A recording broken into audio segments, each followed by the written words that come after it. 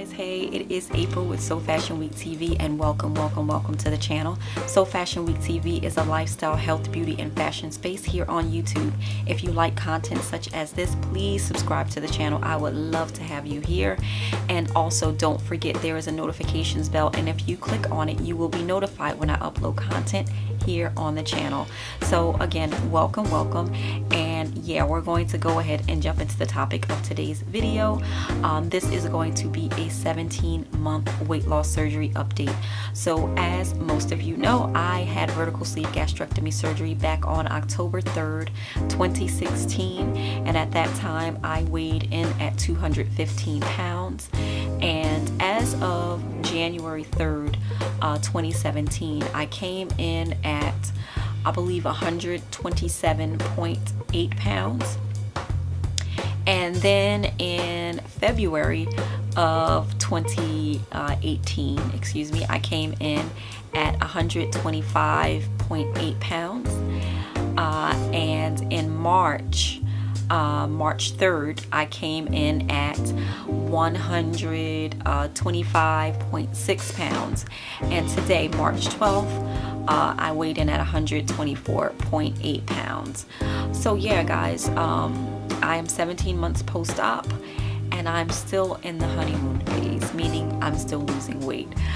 So many people out there who've had weight loss surgery, that are in the community, that are, you know, kind of outside of that 1 year or so-called honeymoon phase, have preached to the community that after such time, your honeymoon phase is over, your weight loss is diminished, you will not lose weight, most people regain weight, so on and so forth. And I am here to tell you that that is so not true.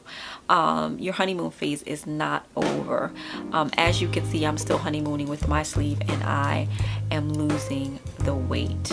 At this point in time, though, I do not desire to lose any more weight, because I am the smallest that I have ever been in my adult life. Let me just see how much weight exactly I've lost, because I've actually lost track because I'm not really counting anymore. But let me just do some really quick math. Let's do some really quick math.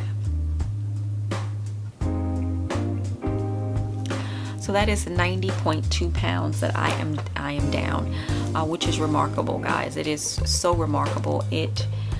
This surgery has been the best decision that I have made in my life. I love my sleeve. I absolutely love it. And this has been a wonderful journey. I have no complaints, no regrets or anything being on this journey. So if you are someone out there who desires to have weight loss surgery, you've been thinking about it. Maybe you're someone who has had lap band like I had. And my lap band was not a failed lap band. I lost 98 pounds with lap band, and I gained some of the weight back. I actually kept the weight off for 7+ years. So I have been a successful weight loss surgery candidate 2 times around. And that I was successful with my lap band. I was able to maintain a 98-pound weight loss for years. And it wasn't until, you know, something great started happening in my life when I met my now husband, and I had really gotten comfortable in that situation, that I started to gain weight, and that's very recent. So I was successful with lap band, and I've been successful with this surgery. I love the sleeve. I just can't say it enough. How I'm eating, let's talk about that. So I'm eating well still. I've dabbled with doing like meatless days. So there's, like, you know, at least 1 to 2 days out of the week where I'm not eating any meat. I'm doing like meatless products, like Boca crumbles. Like I'll do like a chili or a pulled pork. I've even tried the pulled pork by Morningstar Farms. What else have I tried? Oh, they have the spicy black bean, the Chipotle spicy black bean burger or something like that. That's new. I've tried that as well. So there are certain days that I do meatless days. So I love that. And then other days I kind of just do like my normal thing. where I do grilled chicken, or you know, I do my little thug thizzle. I don't know if I've ever, no, I've actually not done a what I eat in a day. I've recorded one, I've just not uploaded it, I should say. So maybe I'll do a what I eat in a day meatless or vegan version, and then I'll do a what I eat in a day, you know, just normal, regular. Let me know if you guys would want to see something like that, and I'll post it below. But what I've been incorporating into my diet pretty much since inception of the surgery is that I've been doing intermittent fasting off and on. Intermittent fasting is very popular in the weight loss surgery community, and it's essentially points and times during the day when you're not eating solid foods. You're drinking but not eating. And so I think in a nutshell that's what it is. If there is a better definition of what intermittent fasting is, I will kind of scroll it across the bottom of the screen, but in a nutshell that is essentially what it is. So I typically do not break fast until or between the hours of 12:30 p.m. and 1 p.m. and then I start fasting again between 8:30 and 9 p.m. So it is only during that window of time that I am eating solid food, and any other time it's either rest or just liquids only. I believe in a nutshell that is essentially what intermittent fasting is, and that, guys, it's making me more disciplined in getting my fluids in, because during the times that I'm not eating I can drink, so I am getting in my liquids, and then during the time that window of time where I can eat, I am focusing on eating what is good for my body, and just not mindlessly eating things. So I don't know if you guys know too much about intermittent fasting or if you've ever heard of it, but again, like I said, it's very popular in the weight loss surgery community. There are people who have been successful with intermittent fasting who are not in the weight loss surgery community, but I do know of several individuals within the community who are doing intermittent fasting, and I would have to say that for me, it works and I like it. And there are days that if I can't do it, or you know, because I'm doing something special, I just don't do it, but I immediately get back on, and it's not something that is hard to get back on. If you have to take a day off, you can easily get back on it, because it's just not eating during a particular window of time, which is good for the body. It's helping me a lot, so I love it, and that's what I'm going with.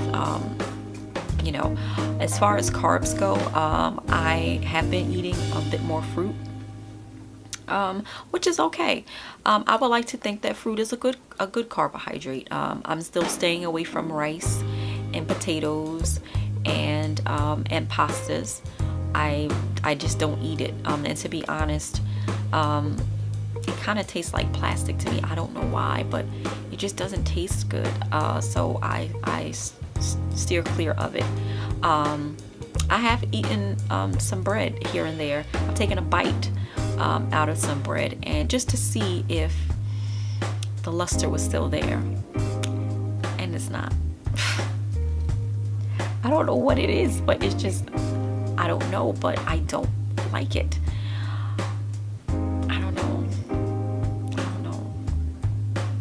I don't know what it is, but I don't know if it's just me or if it's just a mental, I don't know.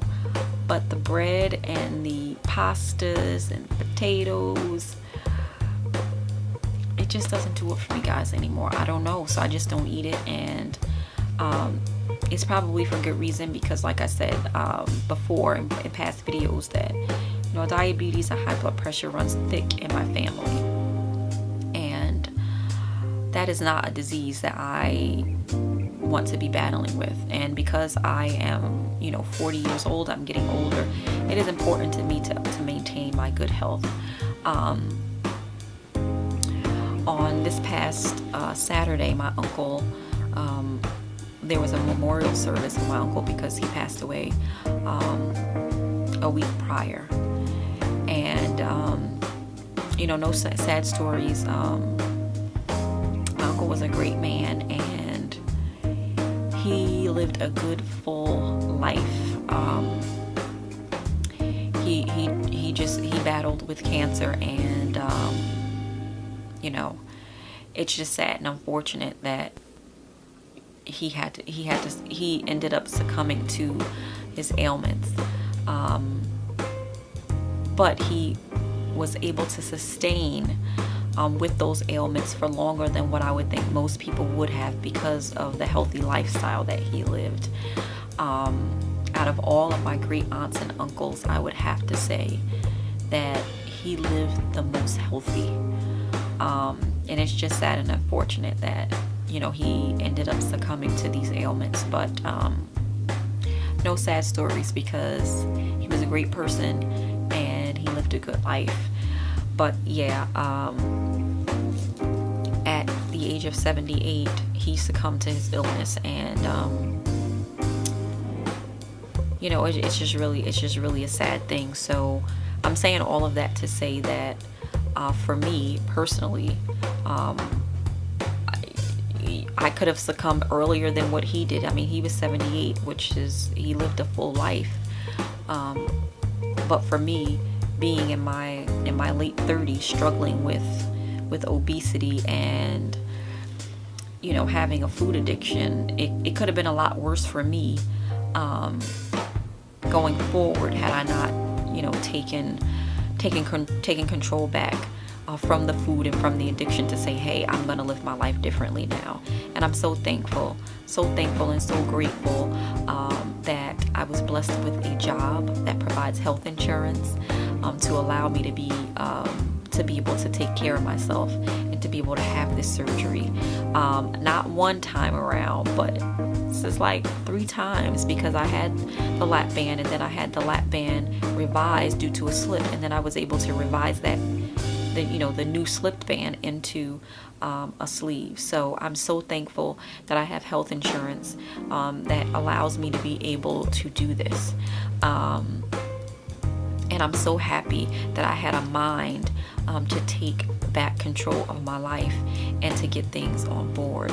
And now I believe that I can live a long, healthy, full life given that decision. So if you are someone out there who is thinking about having the surgery, get up, get out, and go to a doctor and get your consultation. Talk to him about what your issues are. Go through the process, get the surgery, and live your life. Live your best life. I can't stress it to you enough.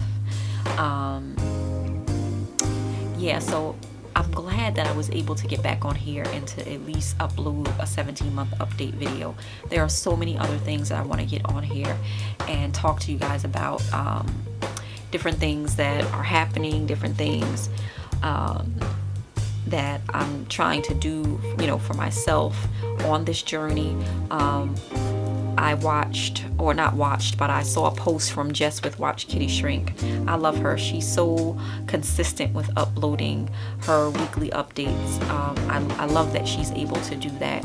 It's so wonderful how she's a part of the community and she's continuing to give back to the community. That it's so wonderful. I don't even know if she has ever stumbled upon my channel or watched my videos, but Jess with Watch Kitty Shrink. I don't know if you know of her, but she's a Texan and she had weight loss surgery. She's doing great and she does weekly updates. So if you've not ever stumbled upon her channel, go over there, subscribe to her channel, and look at her updates. But yeah, she made an Instagram post where she was talking about shopping and how shopping has become an addiction and how cross addiction is real. And so I've been doing some shopping, and to me it's like I'm mindlessly buying things. How some people talk about how they mindlessly eat. I mindlessly buy, and I don't know if that's compensation for not being able to eat. And it's not, I don't know, I can't even describe it, but I want to devote a separate video to that, because I think it's important to highlight some of the cross addictions, or some of the things that could arise after you correct one thing. You notice that when you fix something else typically breaks. I think that's what I could probably compare that to. And so getting a handle on that, especially around this season, because beginning of the year, top of the year, you know, there's a lot of money, you know, what should I say? I don't want to say free money, but your finances are in a better state. If you don't owe the IRS money, you're getting an income tax, you always overpay. So you get a lot of free money or money that's not really accounted for. And a lot of times when you get that money in your hands, if you have issues with addiction, so on and so forth, like, you don't want to blow your free money or money that you probably should be saving or investing in things on these things that you can't take with you, so to speak. So yeah, I want to get into that topic, but I'm not going to bore you or talk your ear off any longer than I already have. I want to thank you for taking the time to watch this video. I hope that I have said something that has touched you or helped you in some way, shape, or form. I love you guys, and I thank you so much for your support, and I will see you in the next video. Bye, guys.